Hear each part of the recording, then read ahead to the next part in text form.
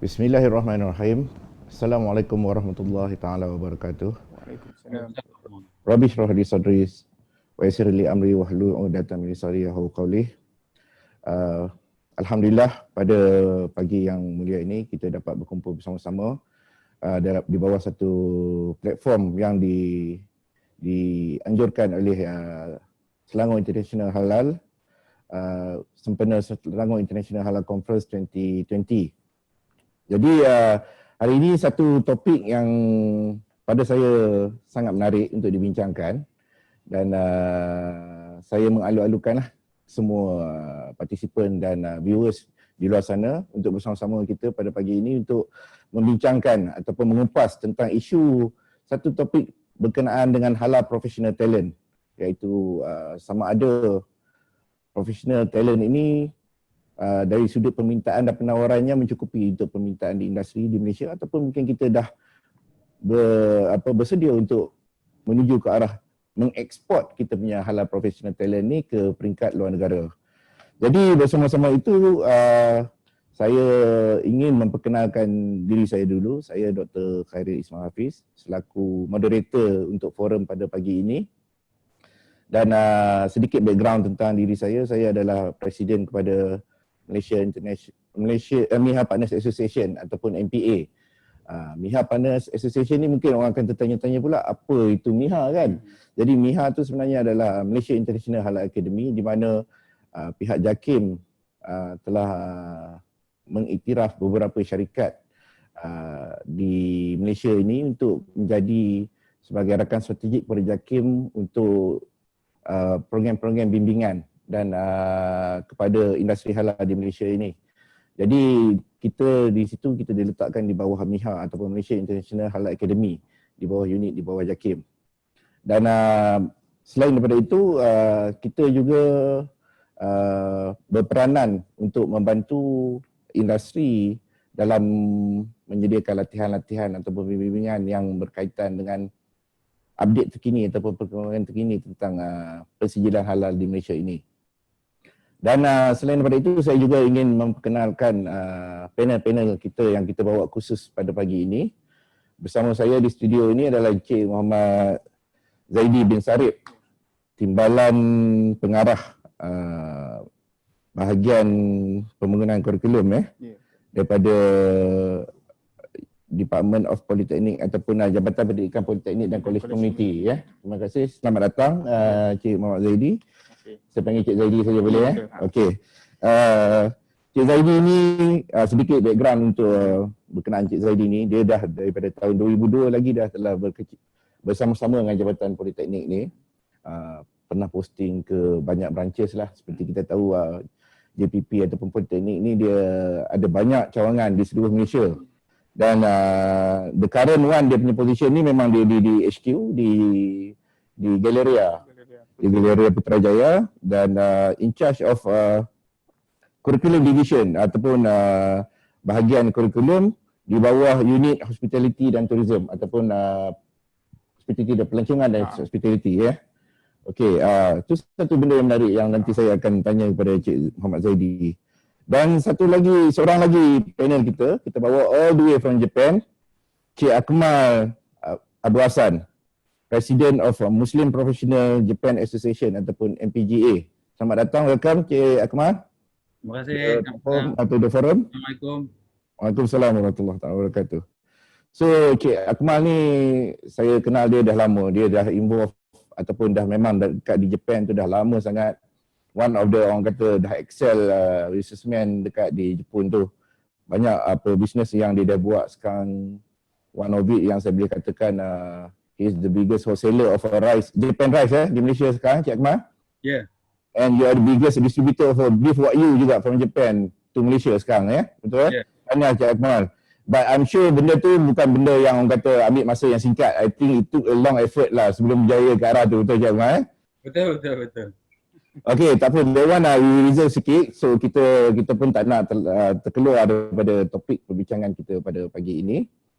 So to start with, saya akan mula dengan Cik Zaidi lah sebagai panel yang pertama di studio ni. Jadi sebab kita tengok background Cik Zaidi daripada Jabatan Politeknik kan, dan kita tahu under Jabatan Politeknik ada mengeluarkan diploma pengurusan halal, ya, diploma pengurusan halal. Dan ada juga IPTA mengeluarkan ijazah tentang pengurusan halal apa semua kan. Dan yang saya agak mungkin ataupun terkeliru ataupun mungkin pendengar ataupun viewers dekat luar pun agak terkeliru. Kenapa pengurusan halal ni diletakkan di bawah bahagian pelancongan dan hospitality instead of the other bahagian kan? Mungkin Encik tadi boleh bagi penjelasan sikit berkenaan perkara tu. Okay, Assalamualaikum. Di pihak kami di Politeknik dan College Community, sebetulnya ada 2 unit yang terlibat secara langsung dengan halal eksekutif. Yang pertama adalah unit pelancongan dan hospitality, dan yang kedua adalah unit teknologi makanan ataupun dia unit teknologi pertanian tetapi di bawah program unit food technology. Okey, saya kebetulan mengetuai unit pelancongan dan hospitality, dan bidang yang saya ketuai iaitu food service adalah bidang yang lebih dominan untuk melaksanakan halal.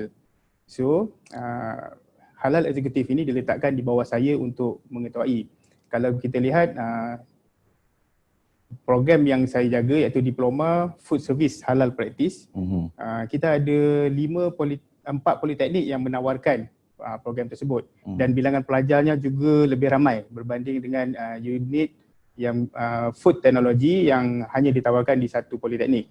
Sebab itu program halal eksekutif ni diletakkan di bawah unit pelancongan dan hospitality. Asal ceritanya macam mana food service halal practice ni boleh ditawarkan adalah kami ingin menawarkan program food service, dan kami melihat halal adalah satu keperluan kepada pelajar kami. Dan satu dia added value, mana dia ada food service dan dia ada halal. Dengan added value tersebut dia akan meningkatkan lagi graduate employability pelajar tersebut apabila dia masuk ke industri. Asalnya kami hanya memasukkan elemen halal sebagai salah satu subjek dalam food service ataupun perkhidmatan makanan. Tapi kemudian kami terus atas perbincangan dengan HDC masa itu, kami masukkan terus elemen halal tersebut. So nama program terus dinamakan sebagai Diploma Food Service Halal Practice. Dan di mana kalau kita lihat peratus modul yang ditawarkan, dalam 25% modulnya adalah modul halal eksekutif, dan lagi 75% adalah food service. Ini dalam bidang skill food service tersebut. Okey. Tadi Cik Zaidi maklumkan bahawa program berkenaan diploma halal ni bermula pada tahun 2010 dengan kerjasama daripada HDC kan. Tapi sekarang ni kita tengok you have embedded the course tu sekali dengan HPB punya ni halal eksekutif punya course pula kan. Bila yang start mula ataupun course tu di-embeddedkan, di-combinekan sekali tu? Kalau ikut sejarah kita dah mula tawarkan khusus subjek halal food untuk program diploma hotel catering pada tahun 2010 lagi. Tapi start 2011 kami telah embed terus program halal eksekutif dalam program diploma food service halal practice. Masa itu dengan HDC, first time kita buat 2011, kemudian 3 tahun kemudian 2014 kita review semula untuk pastikan dia still relevant dengan keperluan industri, dan pada tahun 2019 kami buat keputusan untuk menukar kepada HBB JAKIM. Maknanya kita selaraskan semula keperluan halal eksekutif yang melalui JAKIM ke dalam program Diploma Food Service Halal Practice. So since 2019 sebetulnya kita punya program memang embed apa yang diajar, apa modul yang diperlukan di dalam halal eksekutif program sebetulnya telah ada di dalam Diploma Food Service Halal Practice. Dan juga Diploma Teknologi Makanan Pengurusan Halal. The next question saya akan pergi kepada Cik Akmal. Basically Cik Akmal, you are graduated in Japan kan, dalam computer engineering from Gunma University, Tokyo, right? Yeah. And then Cik Akmal sendiri as a president of MPGA. MPGA ni adalah salah satu badan persijilan halal yang diiktiraf oleh kerajaan Malaysia lah. Dan pada masa yang sama juga Cik Akmal sendiri adalah industry player dekat sana kan. So you nampak benda ni actually is akan melibatkan banyak practitioner halal yang akan involve kan, not only for CBs, also for the industry kan. So macam mana Cik Akmal nampak dari perspektif benda ni di luar negara, bukan kata kita, we're not talking about Malaysia sekarang, about di luar negara dulu. Mungkin Cik Akmal silakan. Yeah, first and foremost, terima kasih banyak-banyak ketua organizer jemput saya untuk bagi talk pasal halal talent ni. Actually saya pun berminat nak give back to society, especially yang about halal eksekutif ni. Lepas tu siapa yang nak pergi overseas jadi halal auditor semua ni. Kalau kita tengok di Jepun Muslim population dekat Jepun cuma 150,000 out of 132 juta penduduk. So memang terlalu sikit sangat. Minority. Yeah. And then kalau kita tengok halal industri di Jepun sekarang, of course dalam trending yang okay before COVID lah. Dia dah go for inbound Japanese sekarang ni dia dah achieve nearly 40 million turis yang datang ke Jepun, dan juga banyak juga yang Muslim. Daripada Malaysia alone, last year before COVID dia dah ada lebih kurang 400,000 orang Malaysia yang datang ke Jepun. Daripada Indonesia kita ada lebih kurang 450,000 orang. Daripada Singapura ada 350,000 orang. Ramai. Out of that daripada Malaysia lebih kurang 60% of 400,000 tu. Daripada Indonesia 90%. Daripada Singapura adalah 30%. So and then kita dah bukan macam dulu lah. Bolehlah nampak dalam train tu ada orang pakai tudung sebelum COVID lah. Dalam COVID condition ni. Sekarang ni siapa pun tak boleh pergi Jepun.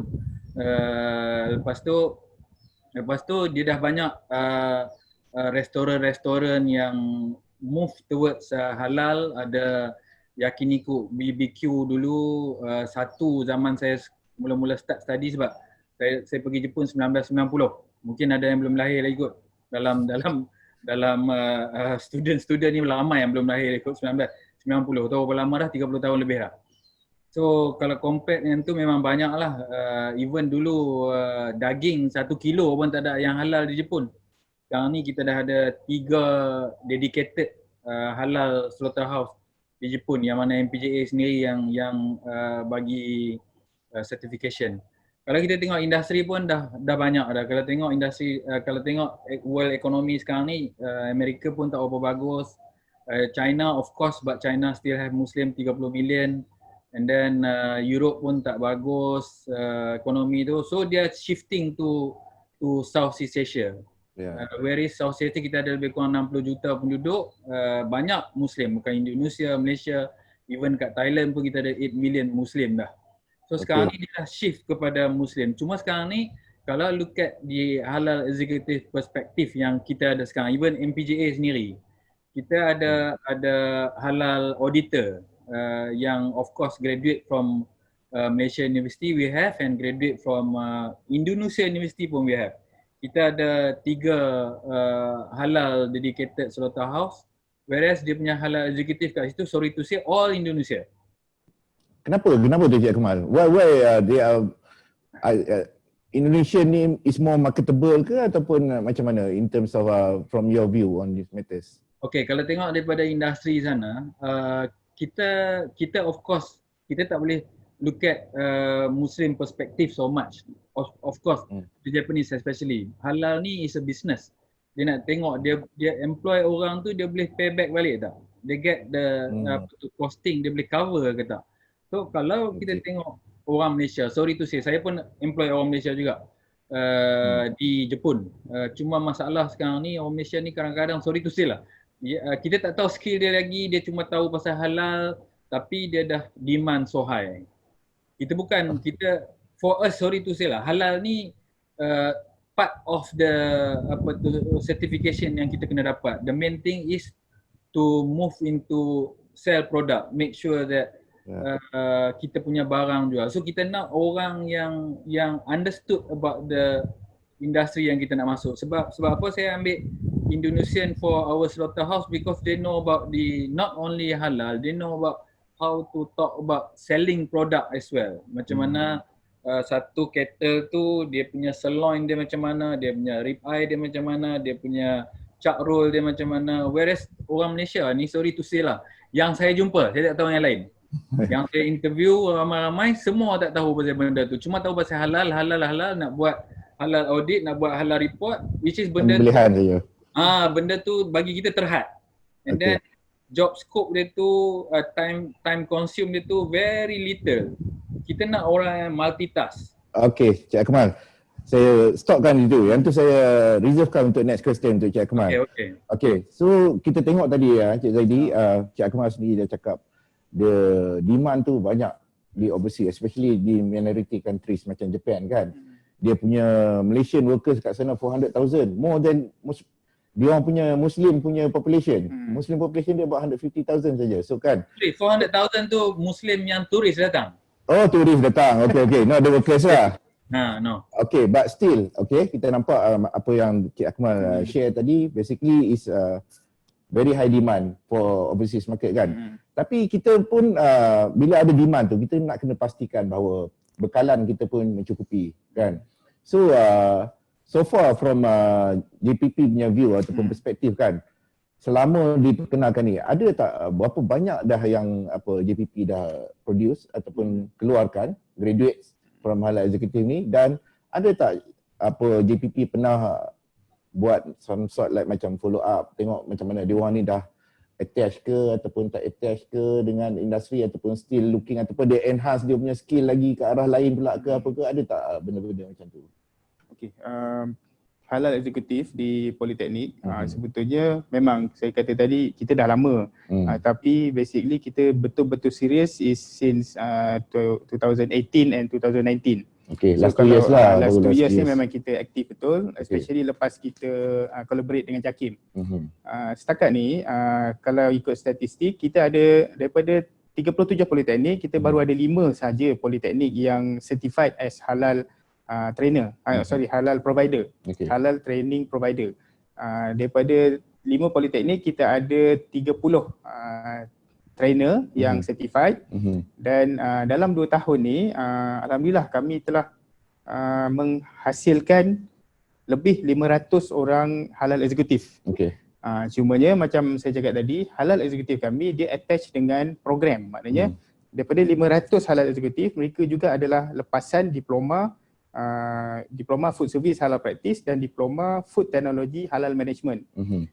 So kalau kita nak kata 500 tu bilangannya ramai, tapi dari segi pekerjaan selepas dia keluar daripada institusi, mereka ada banyak pilihan. Tak semestinya mereka kerja sebagai halal AZ. Betul.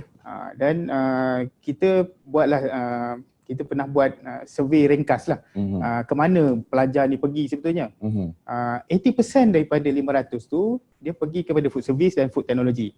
Maknanya dia bekerja dalam dia punya bidang dia, bidang skill work dia. Dalam 10% dia yang sebetulnya bekerja directly sebagai halal AZ. Cumanya kenapa program ni so maksud Cik Zaidi 80% tu kalau kata dia from hospitality dengan pelancongan, mostly 80% tu kerja di bahagian pelancongan lah. Di bahagian pelancongan. Industri pelancongan. Tapi bila dia ada halal executive-nya certificate, dia sebenarnya memudahkan dia untuk dapat kerja, di mana company biasanya dia tak nak invest lagi, nak train staff dia untuk pergi halal executive, ataupun nak bagi masa untuk staff dia pergi belajar lagi. Dia nak graduate yang masuk ke industri, orang kata job ready. Budak tu, student tu dah ada halal exec, budak tu dah ada halal slaughtering certificate, dia dah ada segalanya, termasuk juga skill work. So betul lah apa yang Cik Akmal tadi cakap tadi. So maknanya dia untuk jadi halal exec ni should have multi skill. Sebab tu you kata tadi 80% dia kerja dalam bahagian pelancongan, tapi dia ada added advantage produk from Politeknik ni sebab dia ada skill-skill lain. Cuma saya nak terbalikkan lah, dia bukan halal AZ yang ada multi skill, kami menghasilkan multi skill yang ada halal AZ. Sebab kami punya ratio tadi memang 70% adalah skill work, 20% something halal AZ. Sebab tu kami punya keraguan walaupun ada halal exec tapi dia balik ke industri dalam bidang tourism hospitality. Okay. Tapi feedback yang saya dapat lah, maybe saya turn back to Cik Akmal lah. From the industry punya perspektif kan, basically of course sekarang ni everybody is, orang kata, even especially industri, dia berbelanja berhemah lah kan. Dia berbelanja berhemah sebab during pandemic COVID lah, ataupun not only masa COVID pun memang kita amat berhati-hati lah kan. So dia ada pro and cons lah. Maksud saya sekarang ni kalau kata di Malaysia, if the industry hiring fresh graduates, of course fresh graduate tak payah nak bayar tinggi-tinggi kan. Sebab dia baru fresh, kita ada minimum cut payment dekat sini lah, salary wages punya ni kan. Tapi adakah benda tu sepatutnya memang yang diperlukan oleh pihak industri? Memang dia nak akan willing to take the fresh graduate ataupun dia akan willing to take more experienced workers untuk kerja dengan dia in terms of kalau dia involved in industri halal? What's your opinion on this one, Cik Akmal? Okay, kalau kita tengok, saya ada company di Malaysia. Saya ada 2 company di Malaysia. Nombor 1 kita buat rice for seller.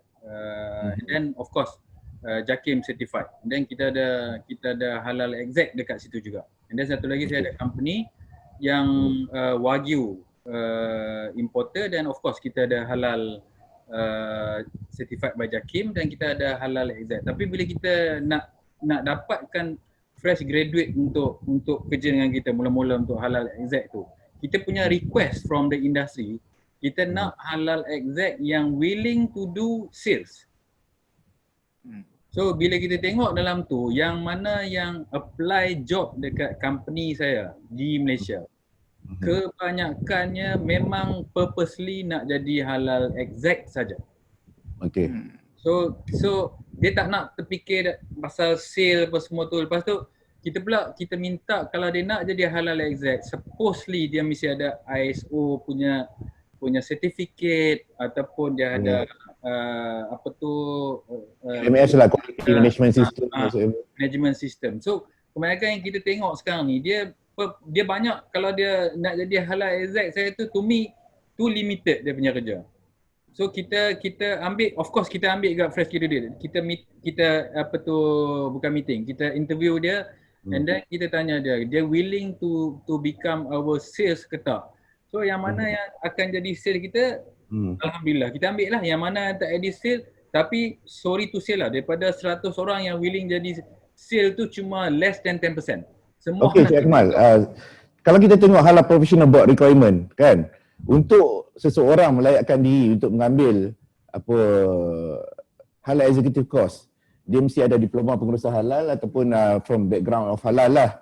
Tapi apa yang industri nak actually is a requirement on other skills kan, macam Cik Akmal cakap, ada sales skill, marketing skills, decision making skill, semua benda tu amat diperlukan oleh industri kan. So apa pendapat Cik Akmal? Should HPB revise balik on the requirement tu ke, ataupun this is the demand for industry kepada HPB untuk tengok balik benda-benda macam ni? Kalau kita tengok when we talk about going abroad, kita tak tengok dalam Malaysia. Kita tengok pergi Jepun ke, pergi Korea ke, pergi US ke, pergi Europe ke. Of course dalam banyak industri yang company-company besar macam Itoen ke, company yang buat ocak besar-besar tu, semua dia memang going for halal. Tapi dia tak nak orang yang just purposely halal. Dia nak orang yang multi skill, supaya if anything happen, senang dia boleh, you understand the product and easy for you to do halal. And then kalau boleh macam saya cakap tu, universiti di Malaysia, dia bukan takat halal exec aja, tapi dia skill macam ISO skill to get some sort of, kita sekarang go for macam Europe standard skill ataupun American standard skill. Sebab kita kena fikir yang kita ni akan pergi abroad.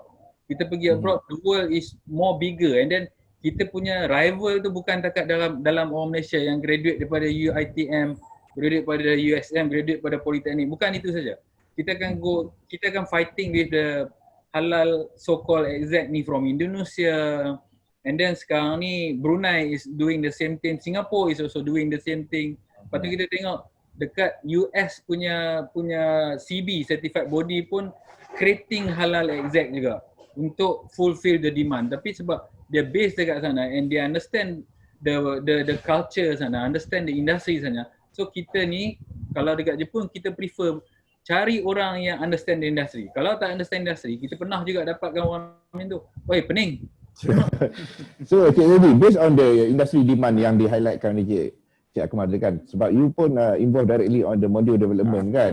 So adakah benda-benda yang diminta di industri ni akan diambil kira ataupun improvekan dalam modul pembangunan untuk halal eksekutif ataupun diploma tu sendiri dalam masa hadapan ni? Buat masa ni untuk diploma food service halal practice contohnya lah, kami memang mengajar tentang food service. Maksudnya kalau dari segi kitchen operation, kitchen design, dari segi restoran operation, restoran design, mana skill work on food service kita memang ajar.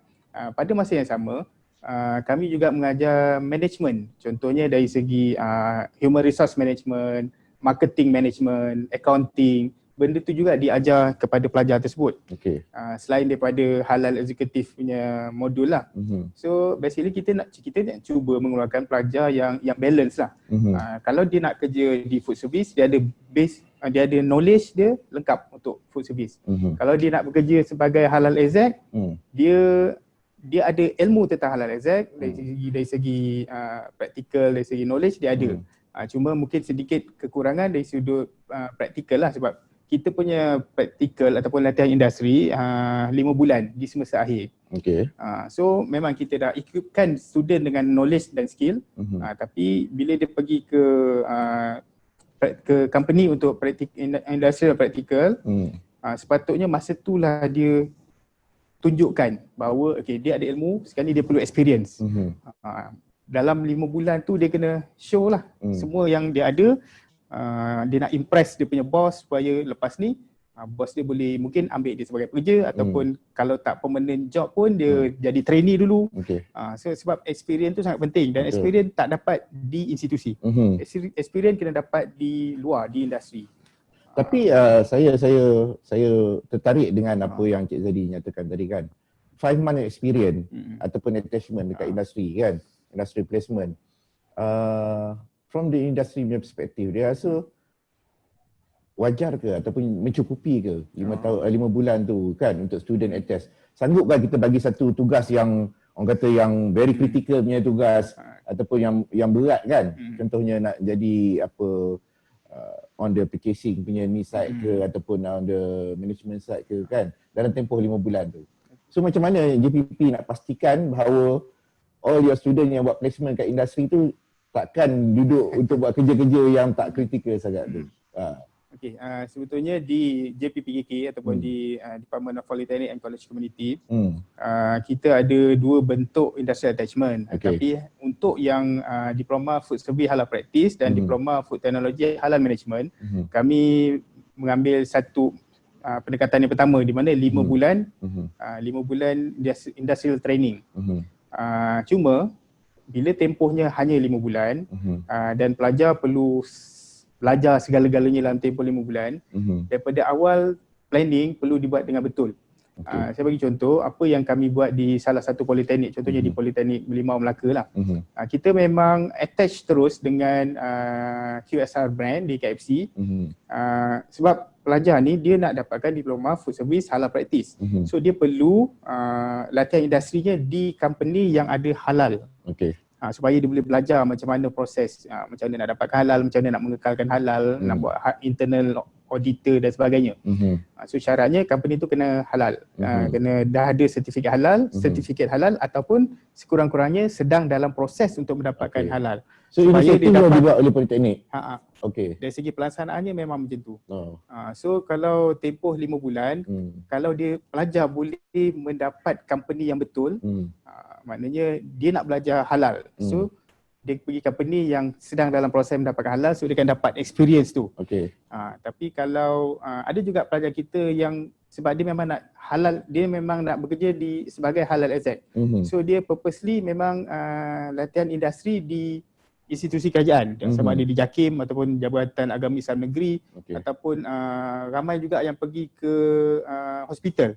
Sebab hospital dia memang sangat menitik beratkan pasal halal, pasal kualiti makanan dan sebagainya.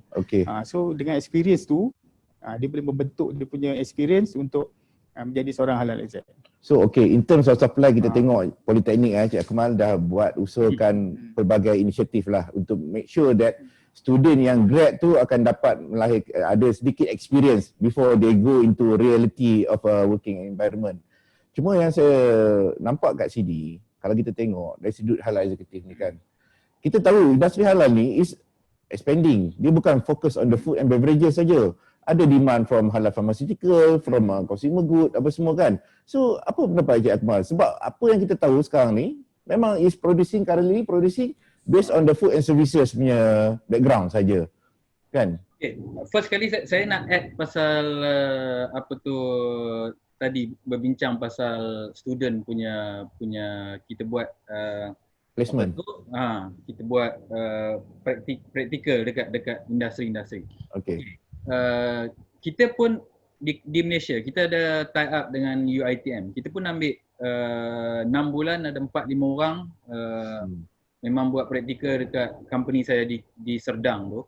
Cuma sekarang ni masalah dia bila kita tengok dia punya CV tu memang tulis panjang berjela lah. Cuma apa yang kita tengok student Malaysia ni compact macam kita dekat overseas, compact dengan student daripada Indonesia, student daripada Singapura, halal exec belah sana. Bukan itu pun Singapura bukan halal exec pun sangat pun. Cuma dia tahu pasal halal lah, Muslim. Dia punya dia punya public speaking dia punya confident level Malaysia ni, especially student. Saya bercakap bukan student yang bukan daripada Politeknik lah, yang mana dah interview dengan kita, saya tengok confident level untuk public speaking ni worse, susah. Memang tak ada langsung. Itu nombor satu yang saya minta universiti-universiti kalau boleh try to train kita punya Malaysian student yang nak graduate tu to do more public speaking. And then to raise up their voice pasal dia punya opinion dia punya what dia punya thinking, semua ni banyak pandai menulis ya. Bila bercakap tak pandai. Itu masalah yang student kita sekarang. Kalau kita tengok dari segi industri di Jepun, of course, bukan dekat food service. Kita ada even company yang buat COVID punya ubat di Jepun pun ada yang minta halal daripada kita juga. Betul. Pharmaceutical. Lepas tu cuma masalah ada sekarang ni, of course lah dia punya ingredient apa semua tu, and then kalau kita nak ambil student kita graduated kita ke sana, masalah dia sekarang pasal language pula. Dia cuma tahu pasal halal apa semua tu, pasal COVID punya ini tak tahu pula. So so industri yang kita nak cakap pasal halal ni memang dekat Jepun pun dah, saya nak cakap terang-terang kat sini, company yang datang apply halal pada MPJA 90% is a public listed company dekat Jepun. 90% company yang involved dalam medical, pharmaceutical, food very less. Sebab food ni kebanyakannya dia tak invest di Jepun. Dia start moving to country, Muslim country like Malaysia, Indonesia, dia invest kat sana. Jadi dia tak ambil halal di tempat sana. Tapi company yang other than food industry, especially kalau kat Jepun, pharmaceutical lah. Memang banyak yang minta halal daripada kita. So student dalam pharmaceutical tu memang ada chances untuk kerja sana. Tapi macam saya cakap tadi, dia kena good in public speaking, and then industri dia tahu. And then sorry to say lah, kadang-kadang Malaysia punya student ni general knowledge dia tak berapa tinggi sangat. We talk about GDP dekat Jepun, itu pun tak tahu. What is GDP pun tak tahu. And then talk about population dekat Jepun pun tak tahu. So susah lah. So sorry to say lah, korang baca paper. Ini benda-benda yang kita dapat lah selama ni, yang kita duk try tie up with the halal talented Malaysia, untuk kita pun teringin juga nak bawa orang Malaysia pergi sana. Tapi at the end susah.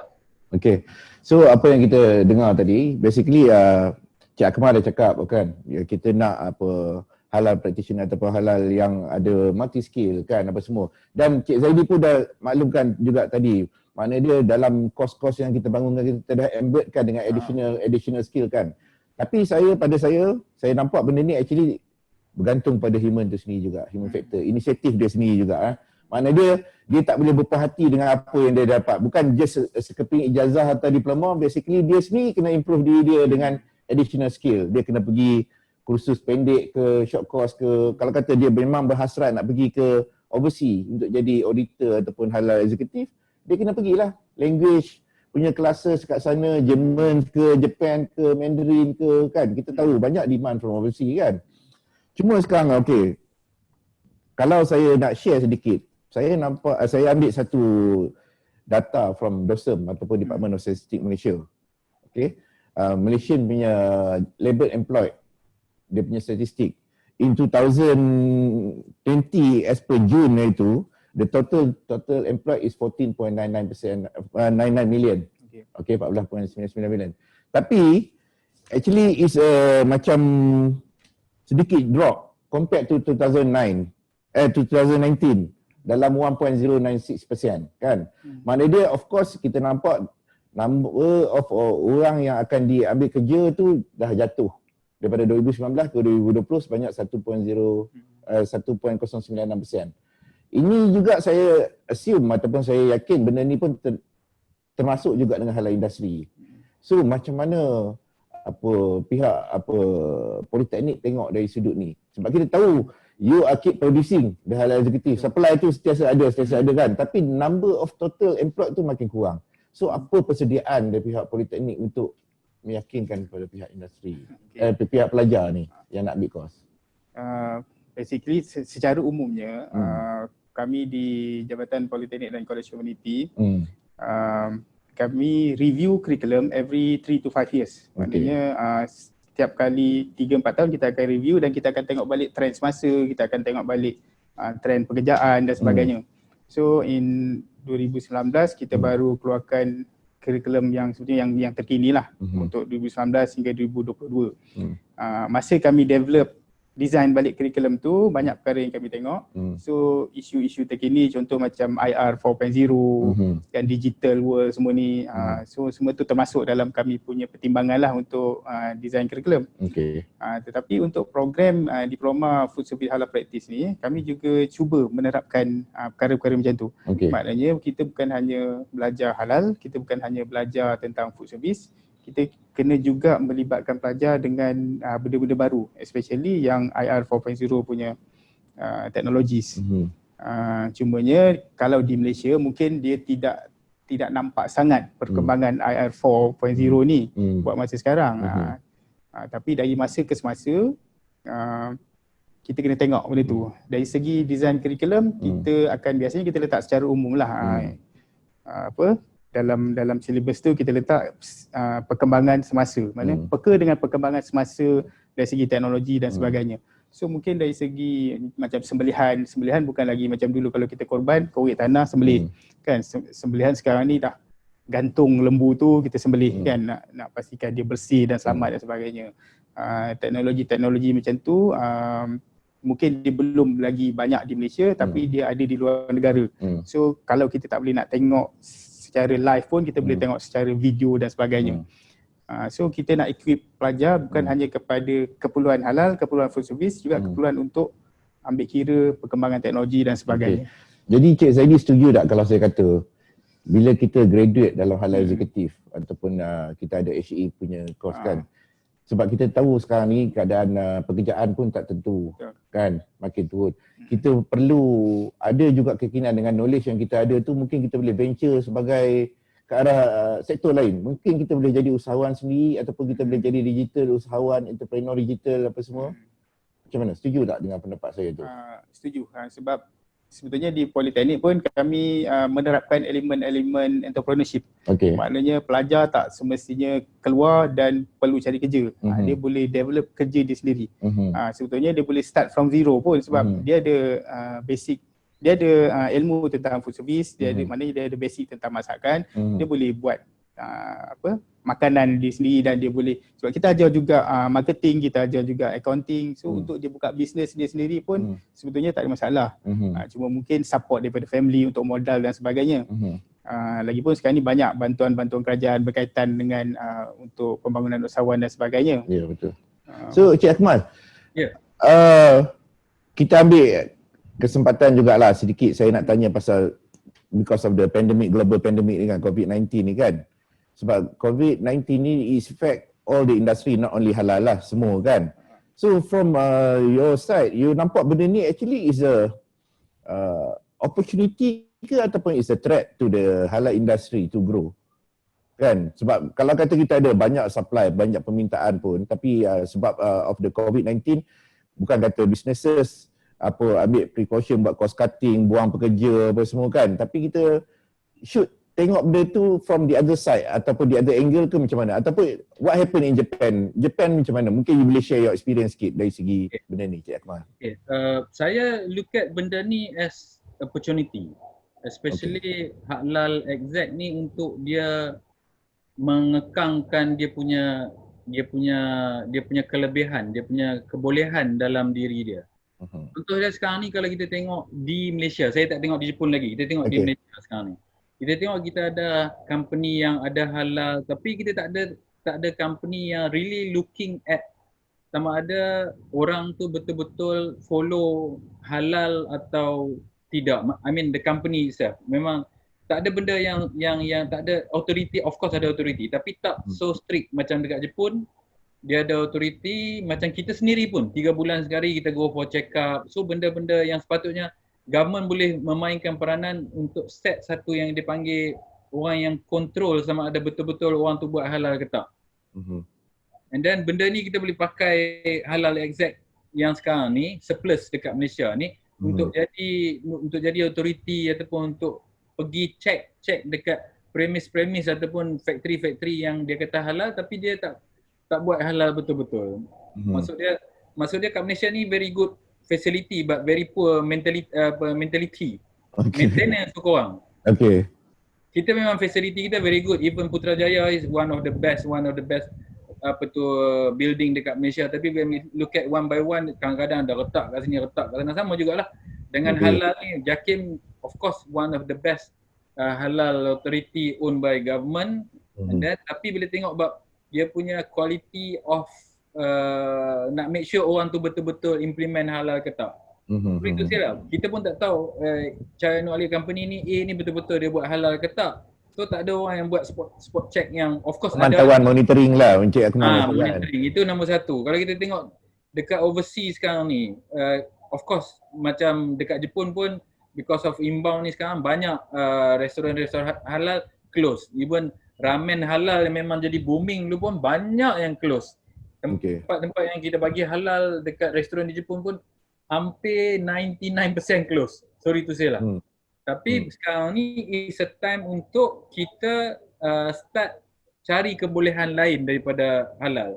Macam apa yang saya buat dekat office saya ambil 5 orang student daripada UiTM, saya letak kat dia dekat SNS division kita. Positioning dia untuk tahu pakai Facebook, Instagram, macam mana nak viral, macam mana nak upload social media. So benda-benda yang bagi saya ni sekarang ni of course memang tak ada tempat, tapi but they still have time to go for learning something.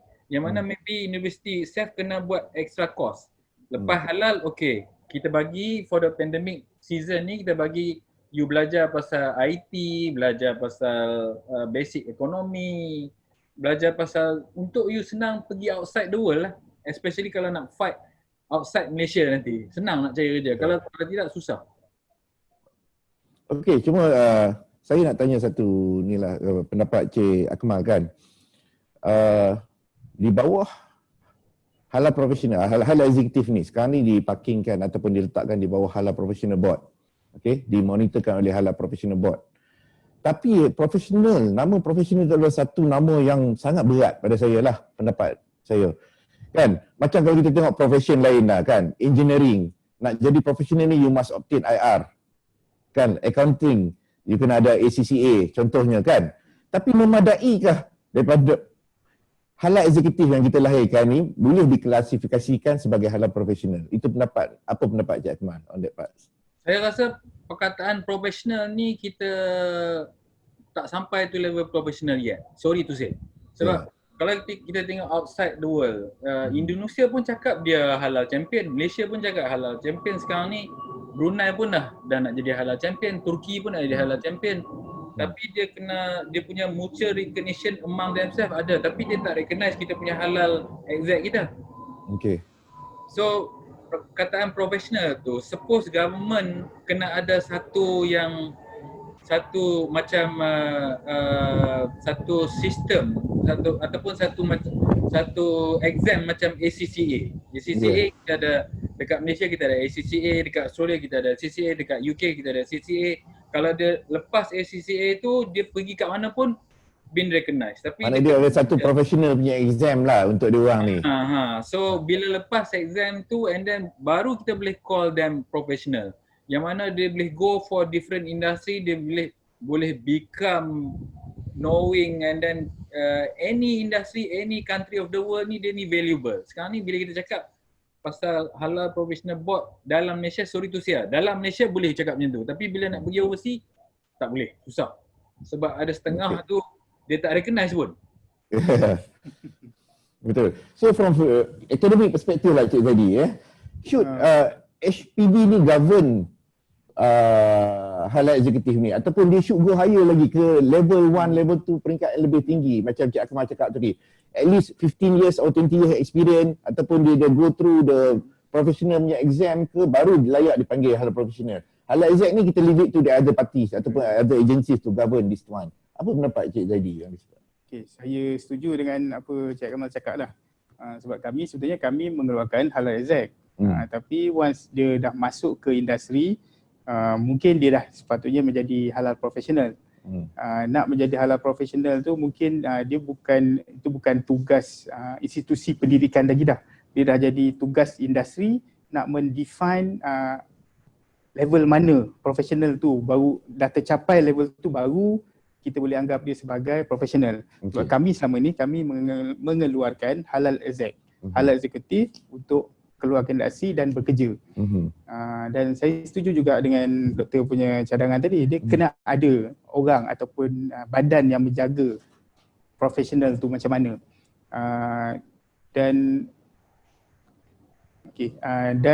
yang nak menjaga tu dia mungkin dia bukan kerajaan lah, dia mesti daripada NGO ataupun dari persatuan. Persatuan macam doktor punya persatuan tadi apa ya? MPA. MPA ataupun jangan Cik Akmal punya persatuan yang boleh bergabung. Semua persatuan-persatuan yang terlibat dengan halal exec, halal profesional ni bergabung untuk mewujudkan satu yang macam ACCA, macam IR kan. Supaya ending dia halal eksekutif atau halal profesional ni nilainya tinggi. So nak menjadikan itu kita memang perlukan industri lah.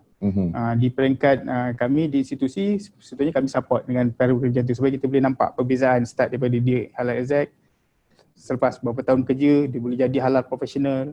So kita nampak perkembangan kejaya dan itu memudahkan kami di peringkat institusi untuk mendidik pelajar macam mana dia nak menuju ke arah itu. Career enhancement dia orang tu kan.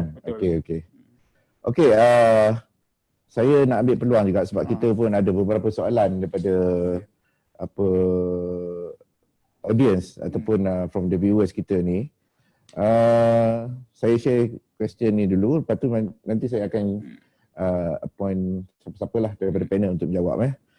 Ada soalan yang pertama, dia menyatakan bahawa bekalan halal eksekutif daripada IPT dan HPB itu sendiri kebanyakannya fokus kepada food and beverage industries. Saya rasa saya dah ulang cerita ni tadi kan.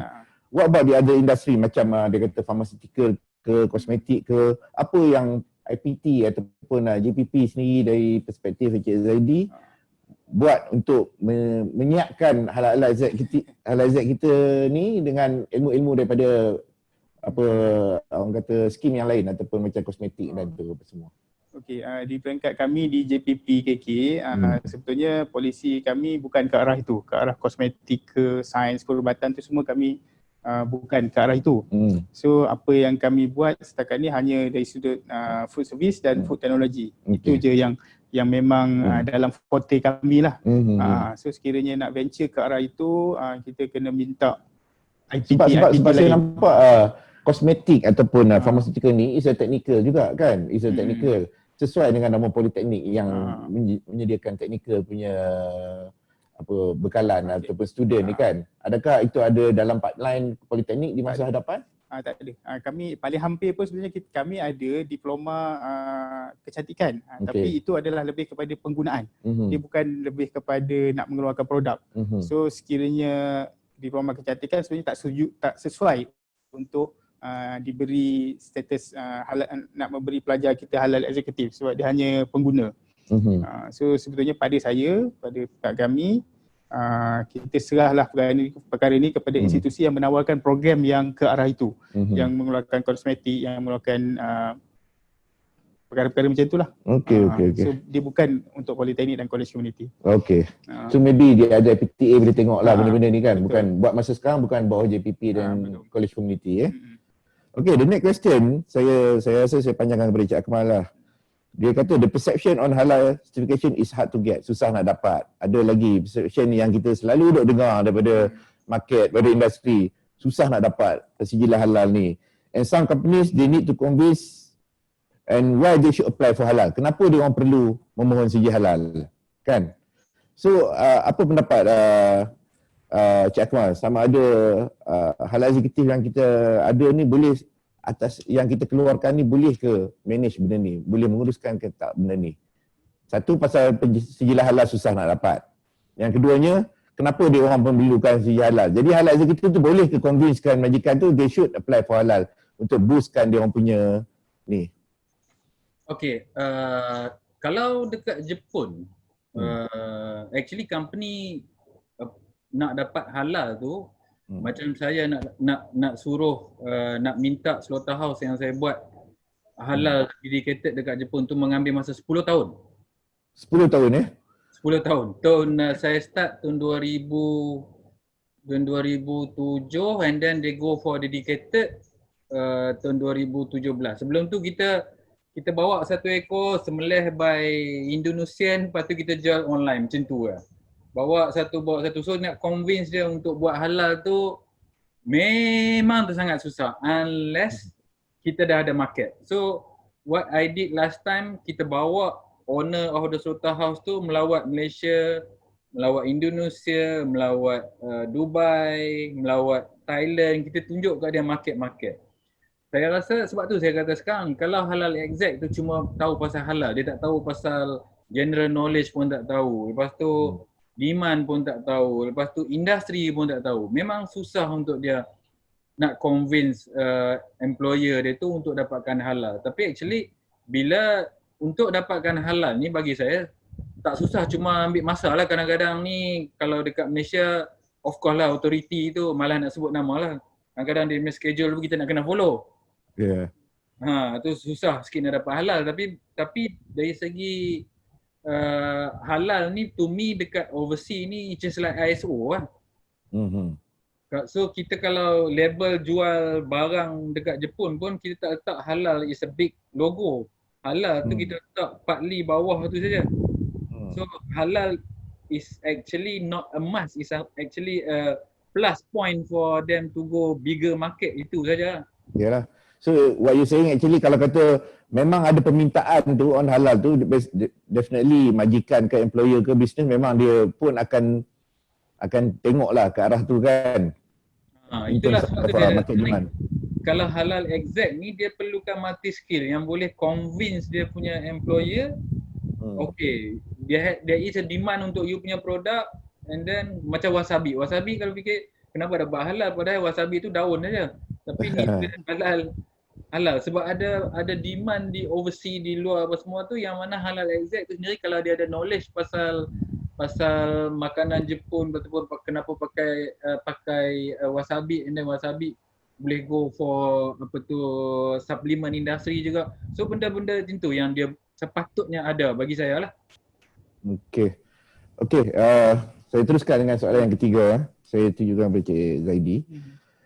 Ada pertanyaan daripada audiens yang mengatakan bahawa sebelum ni halal eksekutif kita adalah dibuat dalam tempoh 6 bulan punya duration di bawah HDC dulu kan. Includes technical dengan practical knowledge on halal kan. So kebanyakannya they are doing well lah. Apa yang ada di market sekarang ni yang orang kata all the experience halal executive is coming from that program. Sekarang ni the current HPB training 70 jam. 70 jam. Kan? IHA 100 hours kan. So adakah itu memadai? Perbandingan sebab you datang from two generation Cik Zadi, UFDC pun pernah ni kan. So yang current HPB pun you tengok macam mana? Okey, kalau pada kami lah, masa kami design dengan HDC dulu, dia memang embed. Modul yang 6 bulan tu embed ke dalam silibus kami yang 3 tahun. So basically dia tak ada isu daripada 6 bulan pergi 3 tahun, dia lagi lama dia belajar.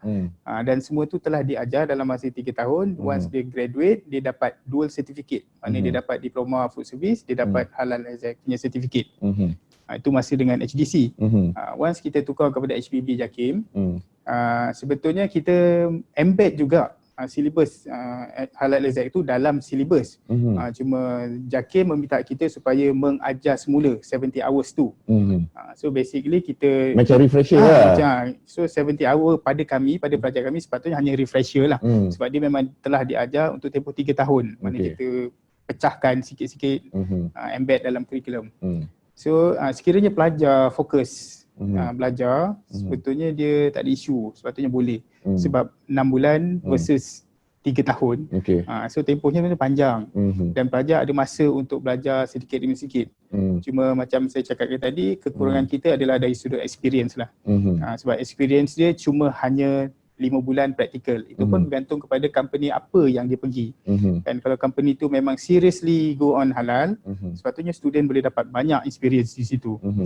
Kalau mungkin company tu memang dah halal lama, memang selama ni dia implement halal, so sebetulnya pelajar dia takkan dapat belajar banyak, melainkan dia explore sendiri masa dia bekerja.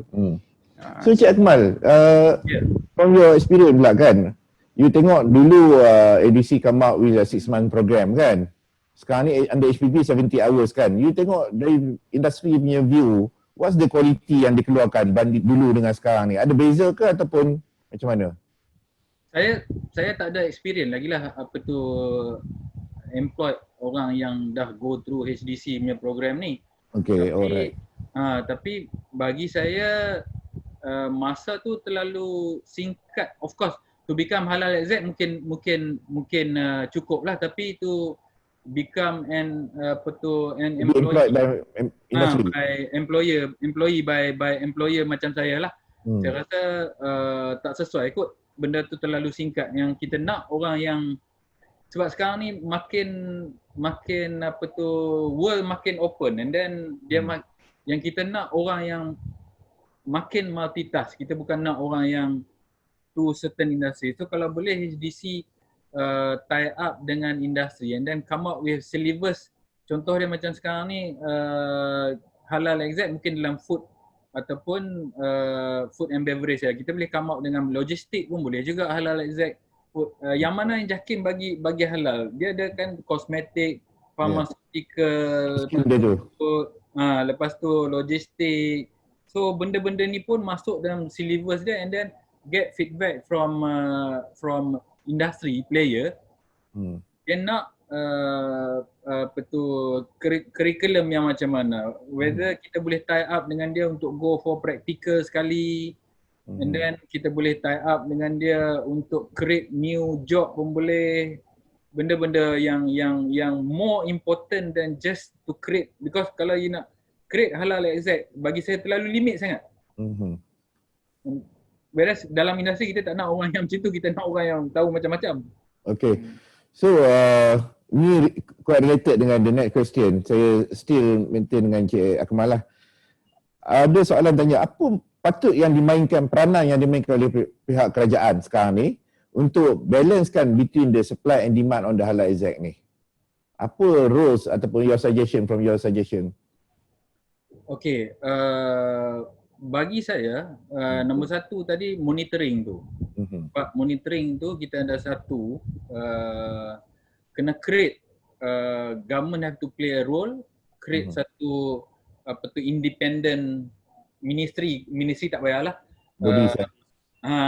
Yang whatever kita dah bagi halal by authority, you need to go for checking. That will create job opportunity juga tu di halal industry. And then kalau you nak hantar, nak buat program nak export halal exact, so you have to tie up with, let's say kalau dekat Jepun dengan halal body kat sana ke, ataupun kalau dekat UK halal body sana ke, kalau dekat US halal body tu.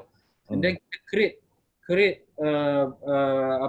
network to all those CBs in the world. Daripada situ then kita tahu demand kita macam mana. Like Japan, kita nak orang yang tahu ada industri, tahu pasal cosmetic and pharmaceutical. Of course, logistik sekali. Kita tak nak just food and beverage saja. Kita nak orang tahu pasal the industry. Kalau mungkin dekat UK, you go for different kind of industry, you go for different kind of demand. Sekarang ni, sorry to say lah, apa yang kita buat, government buat sekarang ni dalam konteks negara kita saja. Confined within Malaysia saja. So kalau nak go abroad, so government have to play the role lah. Kita get feedback from CB, demand, lepas tu kita ada link dengan CB supaya macam tadi profesor cakap tadi, dia ada career development. Daripada satu ada skim macam halal professional. This is halal professional. Dia ni boleh kerja kat mana-mana pun. Memang professional. And then dia boleh create pula, of course, to become halal consultant. Then to become business consultant ke, benda-benda macam tu. Yang sekarang ni saya tengok dalam Malaysia cuma kita baru at level very low level. Sampai to that level lagi. So apa pendapat Cik Akmal? Contohnya kalau macam Halal International Selangor sendiri, dia come up with their own halal talent portal contohnya. All the portal talent semua letak situ. So they can market, they can promote the halal executive not only for Malaysian punya industri, for overseas juga. Contohnya macam Cik Akmal sebut tadi kan. Itu is a good move lah, tapi dia punya link with other CB tu macam mana? Macam itulah. Maybe they can work together ataupun collaborate lah kan. Mungkin Halal International Selangor, they collaborate dengan JAKIM, kata okay, we will approach all the CB recognized by JAKIM kan untuk supply kan from this one, ataupun they can do scouting sendiri from the portal yang diorang developkan, halal talent, whoever registered. Dia ada boleh buat rating ke apa ke kan? What do you think about that, Cik Akmal? Boleh. Macam saya ada experience ex-staff saya. Dulu kerja dengan saya dekat Jepun, dekat MPJA. Lepas tu of course dia tu graduate from UiTM Malaysia kot. Lepas tu saya hantar dia untuk jadi halal auditor untuk kita dapat sertifikat daripada MUI sekali. Lepas tu dia halal auditor untuk dapat sertifikat dekat UAE sekali. Lepas tu kita hantar dia untuk dapat sertifikat dekat JAKIM of course. At the end sekarang ni dia kerja kat mana tu? Kerja kat Holland. Oh okey. Dengan CB ke dengan industri? Dengan CB. Okey. So benda-benda macam itulah yang sebab kita tak boleh cakap yang Malaysia JAKIM ni, of course kita boleh cakap the best in the world lah, tapi Indonesia pun kata dia best juga. So for CB macam kita yang dekat overseas ni, kita tak nak seorang tu halal auditor kita tu cuma recognized by JAKIM. Kita nak halal auditor kita tu recognized by UAE, Sigma. Lepas tu kita nak halal auditor kita tu recognized by MUI juga.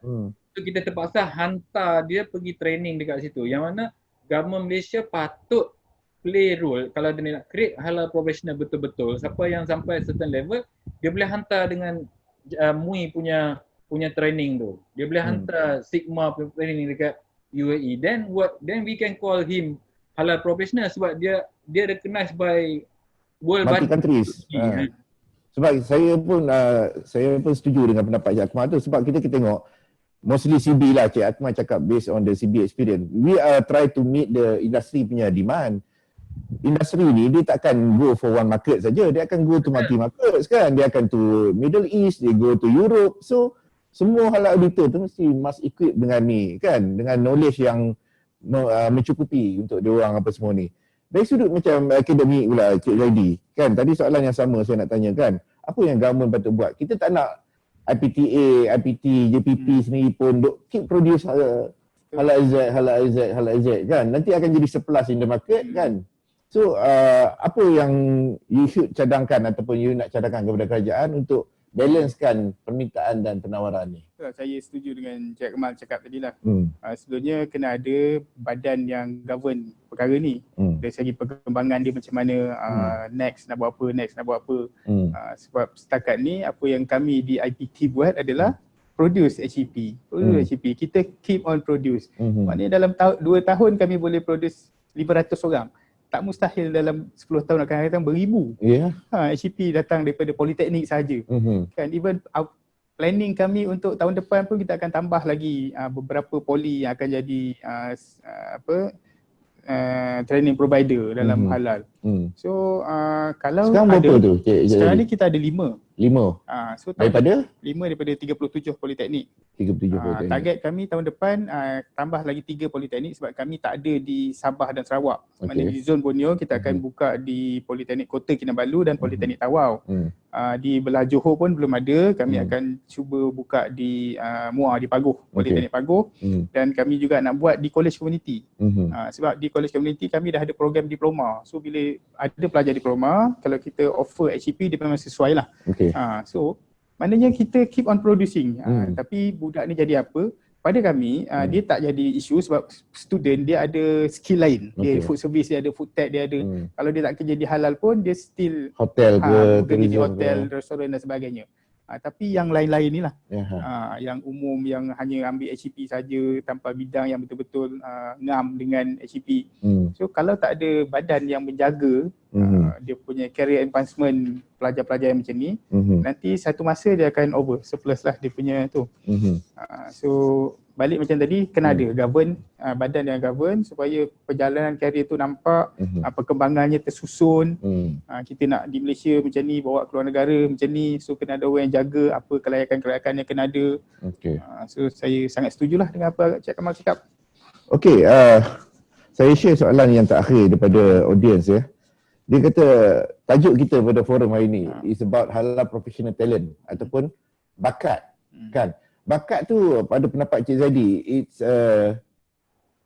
adakah dia adalah bakat yang kita boleh kutip daripada pembelajaran kita ataupun bakat tu daripada inisiatif kita ataupun semangat kita ataupun macam mana?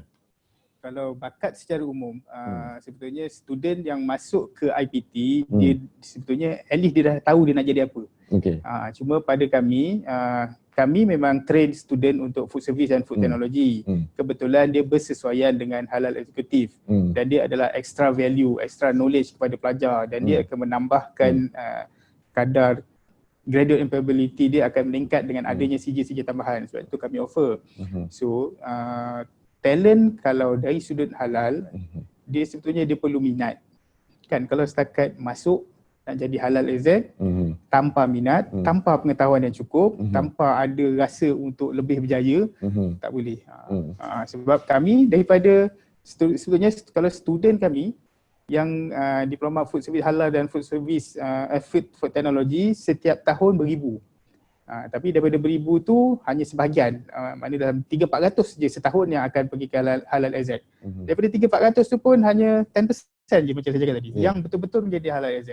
Yang lain hanya mengambil kelebihan, mempunyai halal AZ dan menggunakan sijil itu sebagai orang kata nak secure a job tu, dia ada skill job, dia ada extra knowledge.